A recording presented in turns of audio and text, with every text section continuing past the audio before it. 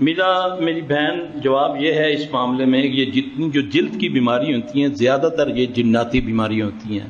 اس میں قرآن سے بھی دلیل ملتی ہے کہ ایوب علیہ السلام کو جلد کی بیماری ہوئی تھی تو انہوں نے کیا کہا تھا اللہ کو؟ ربی انی مسنی یضر وانت ارحم الراحمین، ربی انی مسنی الشیطان بنصب و عذاب، کہ اللہ مجھ کو شیطان نے ضر پہنچا رکھی ہے نا، تو شیطان تکلیف پہنچاتا ہے، اللہ نے اس کو طاقت دی ہے،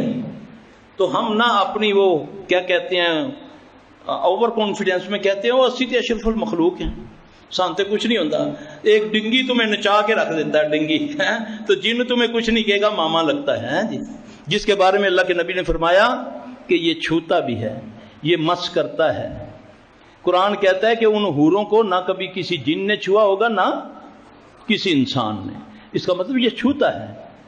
یہ ضر پہنچاتا ہے۔ تو اس کا بہترین علاج یہ ہے کہ وہ اپنی ماں یا بہن کسی کا بھی وہ پانی لے کر اپنے خامند کا، اپنی کسی بھی نیک بندہ جو نماز پڑھنے والا ہے اس کا وضو غسل کا پانی لے کر اس سے 3 دن نہائے، انشاءاللہ العزیز یہ آیتوں کی تلاوت کرے، یہ دونوں جو میں نے پڑھی ہیں، ربی انی مسنی یضر وانت ارحم الراحمین، اور ساتھ جو دونوں ملا کے ہر نماز کے بعد